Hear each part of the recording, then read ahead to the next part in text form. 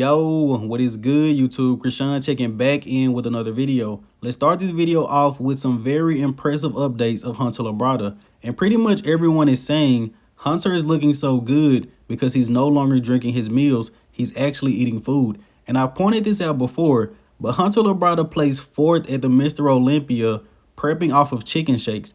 That's just a testament to how good those Labrada genetics really are. And Hunter is doing 2 pro shows this year to work on his peaking process, and I think that's a great idea, but it could backfire. He's doing the Tampa Pro and the Texas Pro, and the Mr. Olympia is probably 8 to 10 weeks after. Hunter doing 3 shows in a very short period of time could work in the opposite direction, but I guess we'll see in a couple of months, hoping from the best for Hunter.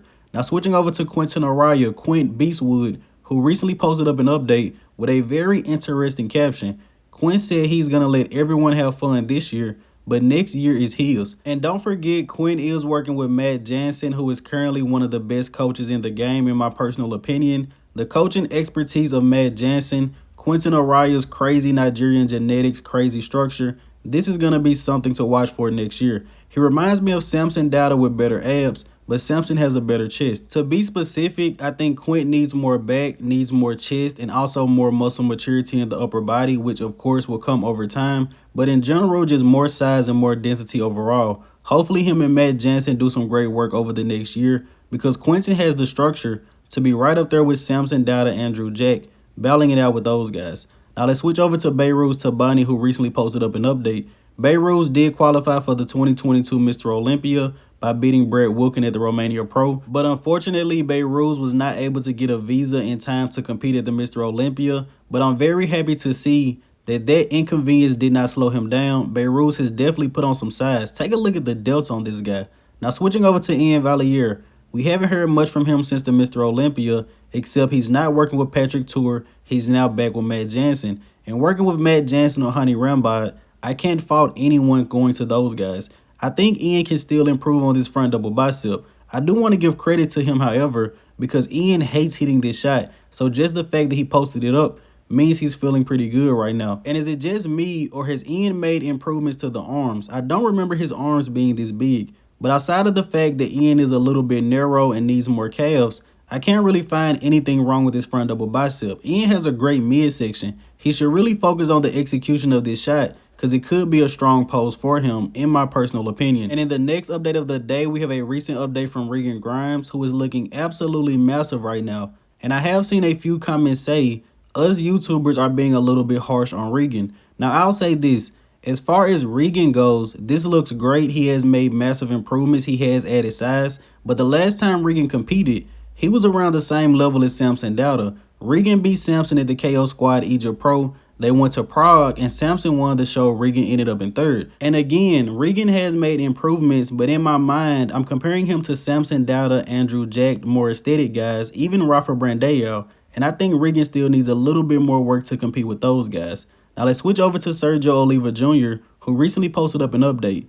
Just a backstory in case you guys don't know. Sergio was involved in an incident in Dubai where he hit a guy on a bike. The guy was fine after Sergio hit him, but another car pulled up to hit him again. That guy ended up passing away. Sergio went to jail. It's a very complex situation. Sergio has made a video. Nick Trigili has made a video. But anyway, Sergio is out of jail, and it looks like he's focused on bodybuilding. Hopefully, he hops on the stage very soon. Now, switching over to Blessing Awodibu, who recently posted up some updates. This guy has a very impressive back. I feel like Blessing doesn't get enough credit for the back, but my focus is on the quads. Are they improved? Based off this update, I would say the quads have slightly improved, but still not where they need to be yet. Blessing has that Brandon Curry syndrome, big upper body, smaller legs. Now let's switch over to Classic Physique, where we have a recent update from the 2nd best Classic Physique guy on the planet, Ramon Dino, and our current reigning Arnold Classic champion in the Classic Physique division. Ramon has done a lot in the sport of bodybuilding in only 2 or 3 years. I think we don't recognize it as much because we're living in it, but when guys look back at Ramon Dino, I think they will be very impressed. 1st Olympia 5th place, 2nd Olympia runner-up, 1st Arnold Classic 2nd, 2nd Arnold Classic 1st. This guy will just continue to improve. Now switching over to Breon Ansley, I should have put him a little bit earlier because he's a 212 guy now. Breon is looking very impressive from the back. And when we talk about Breon, I usually compare him to Kamal El Gardney because I feel like they're similar. Kamal's strengths are his back and his conditioning, very similar to Breon, but Breon has better shape and better arms. So in my mind, I would think that Breon can place just as well as Kamal in 212, maybe even a little bit better. If I was to put Breon and Kamal in a 212 show, I would be leaning a little bit more towards Breon Ansley, but he's still sitting around waiting on this special invite. Hopefully he gets it. Now let's wrap up this video here with the archive of the day.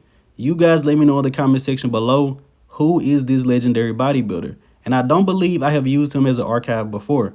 But as always, I hope you guys did indeed enjoy this video. I apologize for not posting as much, but there's not much bodybuilding news circulating. I don't want to get on here and talk about a topic for 10 minutes when it only needs to be talked about for 30 or 45 seconds. And if you haven't done so already, be sure to like the video and subscribe to the channel. I'm Krishan from Go Fitness, and that's it. I'm out.